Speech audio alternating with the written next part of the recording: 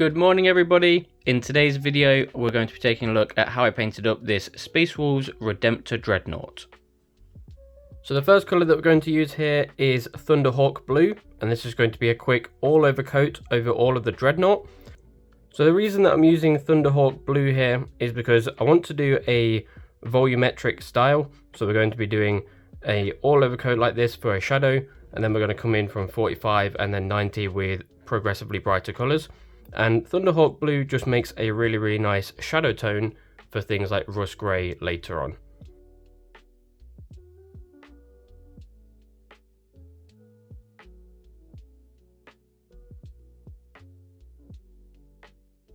With that Thunderhawk Blue all dry, we're now going to take Rust Grey, and as mentioned earlier, this is going to be from roughly 45 degrees aiming down, so that way underneath where the airbrush is not going to hit is going to be that Thunderhawk Blue, and then on top is going to be our Rust Grey highlights.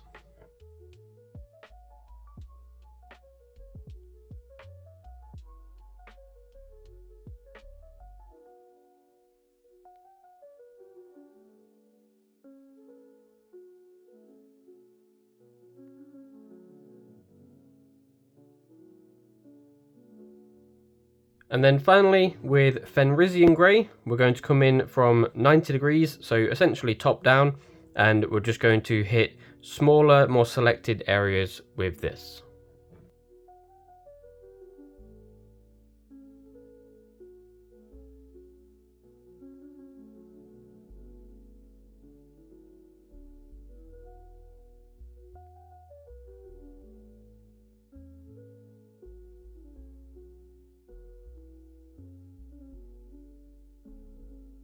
And here we go. After the Fenrisian Grey, you can see now I've got nice bright highlights on top, and then if we look underneath, it's still that really nice dark Thunderhawk Blue. And then from the sort of ideal viewing angle, which is about here, you see we get that nice transition now from the bright into a mid-tone, and then we've got those shadows on there as well. So our next step is going to be all of the pin shading on the model. So I'm going to be using Doom Death Black here, but you can use any black, you can use Norn Oil, etc. And I'm just going to thin this down into a shade consistency and go around the model and just start painting in all of this pin shading. Now, obviously given the size of the model, this will take a fair bit of time. It's probably going to be one of the longest stages other than the edge highlights, but it will make a really big difference.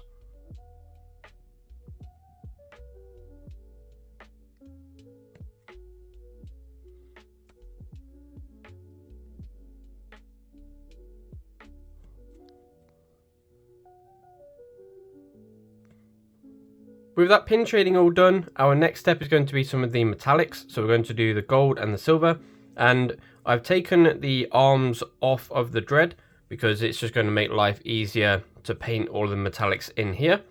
So for the silvers, we're going to use Vallejo Model Air Gunmetal, and for the gold, we're going to use Scale 75 Metal and Alchemy Viking Gold.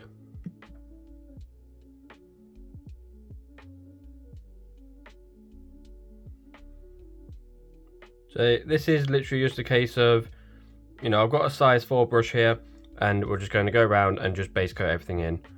Obviously do try to be neat whenever you get towards any of like your blue-grey areas, so such as when I'm down here, try not to catch any here.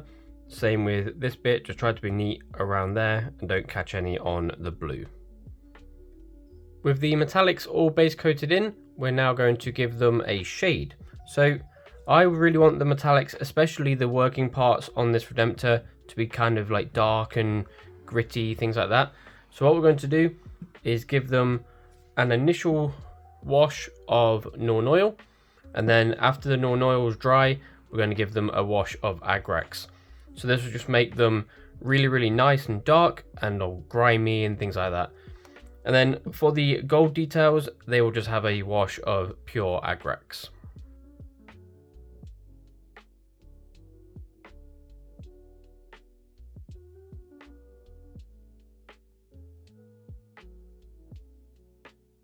So with those metallics all shaded now, you see that especially the silvers, they get this really nice, dark, oily, grimy sort of look, which is ideal for obviously all of the working mechanisms, etc.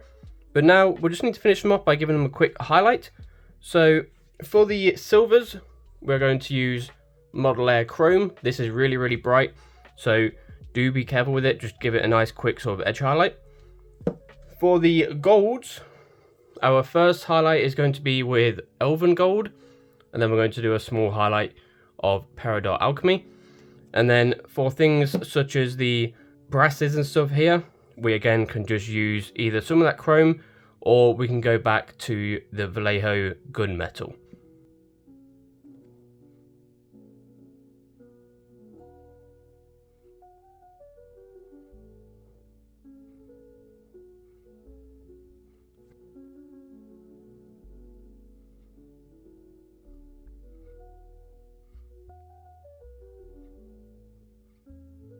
When it comes to using the Peridot Alchemy, this one's going to be a much smaller highlight.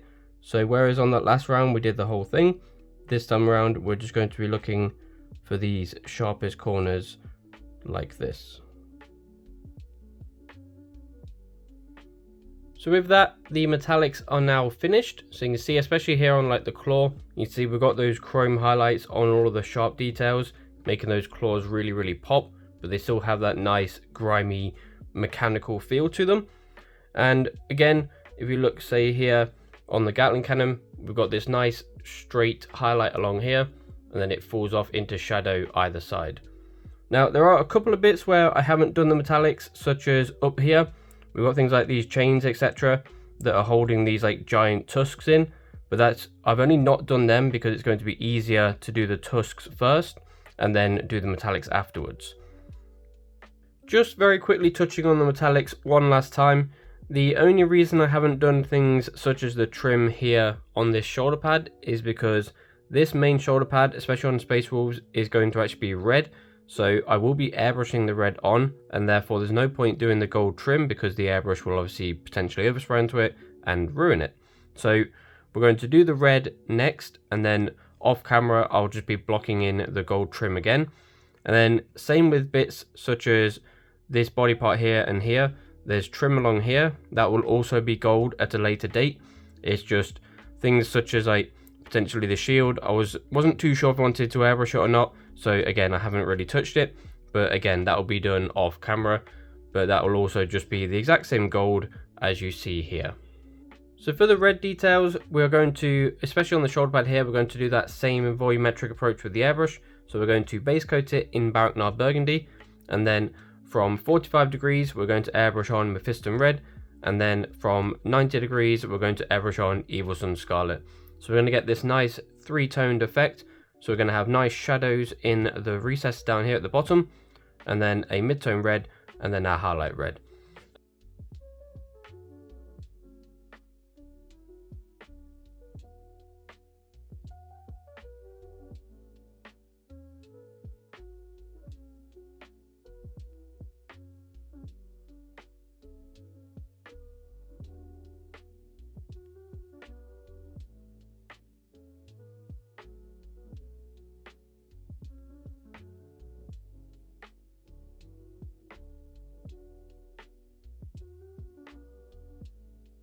And here we go. So after those 3 rounds of airbrushing, you can see now we get the nice faded effect again. So the red on top into the darker fade underneath. And it is exactly the same on the cape as well. So you see how I've airbrushed along the ridges for those highlights, and then we've got the shadows in the recesses here. Now later on, when it comes to like edge highlights and stuff, we can of course come in with something like Wild Rider Red, and we can edge highlight the cape just to give it that extra bit more. But the actual initial stage of airbrushing for the cape is done. So here we are after those golds have been put on and shaded and highlighted. So now all of those golds are at the same level and basically finished. So next up, we're going to work on the edge highlights over the actual body of the armor, so all of the blue details. So for our first edge highlight, we're going to use our Ephemerisine Grey and mix it with some Blue Horror. This is going to be our more sort of chunky edge highlight. After that, we're going to use pure Blue Horror. And then after that, we're going to mix in some Off-White into Blue Horror for a finer, more of a super sharp highlight. And then finally, as a dot highlight, we're just going to use a white. So there's not really any real trick to doing your edge highlights. It's just a matter of not having too much on your brush and just run along these fine sharp details just here. The Redemptor kit especially is actually quite good for edge highlights because there's a lot of just sharp straight lines, and you can literally just use the belly of the brush and just run along and catch them like that.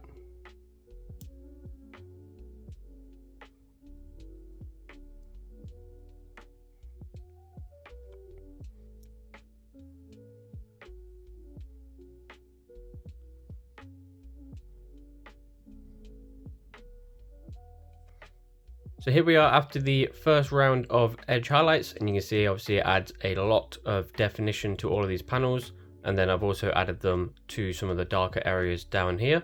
So next up, using our pure blue horror, we are now going to really focus all of the subsequent highlights really where the light is going to hit.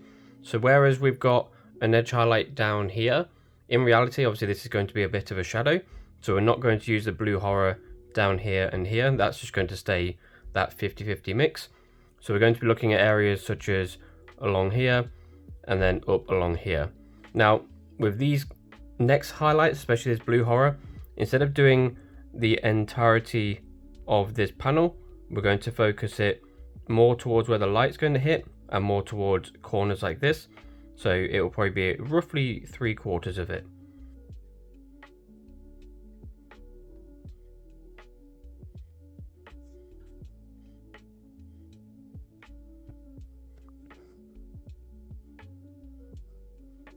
So with our next round of edge highlights, this is that blue horror mixed with some of our white.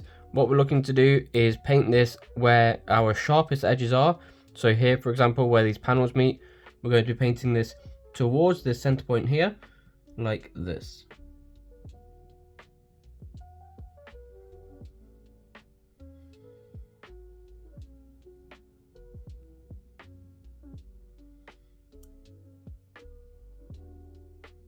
And then finally with pure white, as mentioned, it's just a quick dot highlight.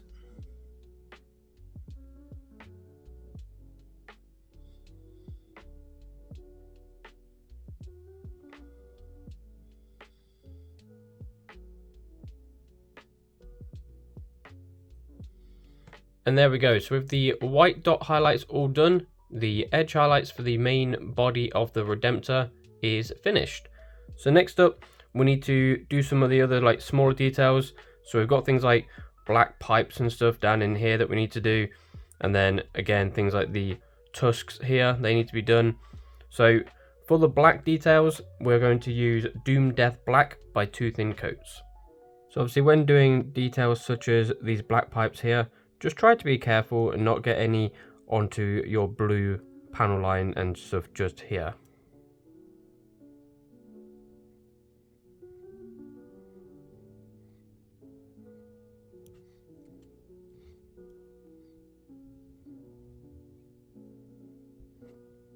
So with the black details all blocked in, it's time to do the bone details. So we're going to base coat in Skeleton Legion. This is essentially the same as Xandri Dust. Then our first highlight is going to be with Vampire Fang. So this is equivalent to Ushabti. And then I want to take it to a fairly bright ivory color. So we've got Vallejo Ivory as a final highlight. We're also going to use Agrax to shade it, but when it comes to doing that, instead of slapping it on, we're going to actually wick off a good chunk of it so that we're just sort of tinting the color a little bit.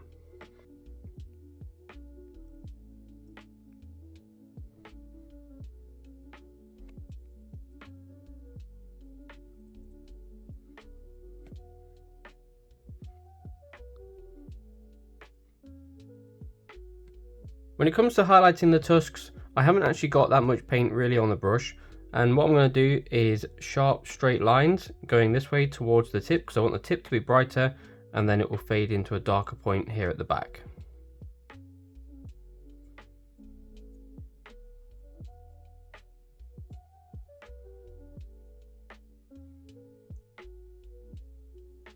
Next up with that ivory, well, I'm actually going to take an extra small dry brush here from Artis Opus, and we're just literally going to dry brush the very ends of the tusks. So it's going to go ivory into our mid-tone, into our darker bone tone here.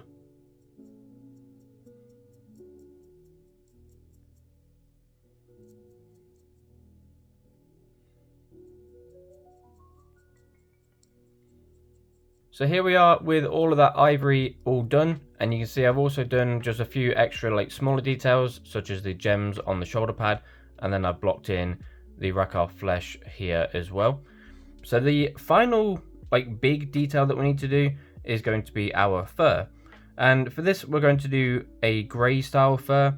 We're going to base coat it in Eshin grey, and then we're going to begin our dry brushes. The first one is going to be Storm Vermin Fur, because this will give us some like subtle sort of brown hues to it. After that, we're going to use Dawnstone. Then we're going to do Dawnstone mixed with a bit of white. And then because this is a Space Wolf and we want a little bit of like snow and stuff, we can just do a tiny bit of white star at the end.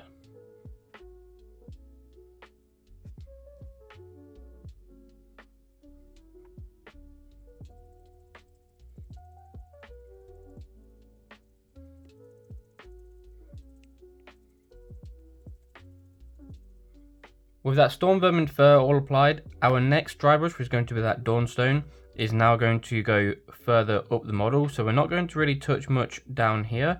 We're going to begin our highlights about here going up, and then our progressive highlights are going to go further and further up towards this way. So we're going to get a nice transition from a bright fur up here into a darker fur down here.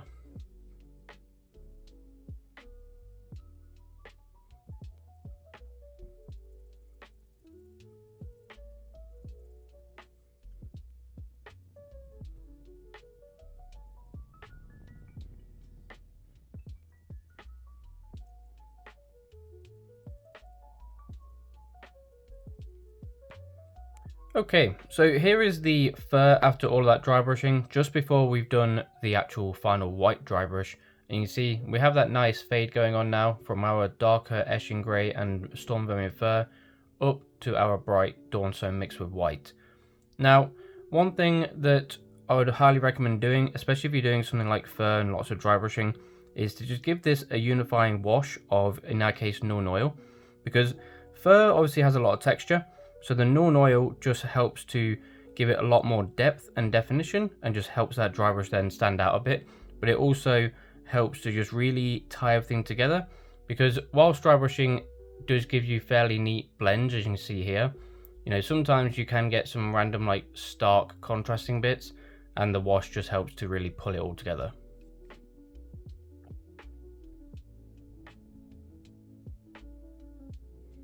And then after that Nuln Oil is all dry, we're just going to take our white, only a very small amount, and we're just going to randomly dry brush this on, just picking out a few areas. And with that fur all done, pretty much all of the major components of the model are now finished. There's only really a few little like extra details to do, such as the lights just here, a couple of edge highlights on the black, and like these random bits that are hanging down here. So I'll be doing those off camera. So the next shot will be the finished model. And here we go. So with all of those little extra bits all painted in and the base done as well, which we're going to be doing a separate video on the base anyway. That should be coming out next week. But here is the finished Redemptor Dreadnought. Thank you so much for watching. I truly appreciate all of the support. And please don't forget to like and subscribe. I'll catch you next time.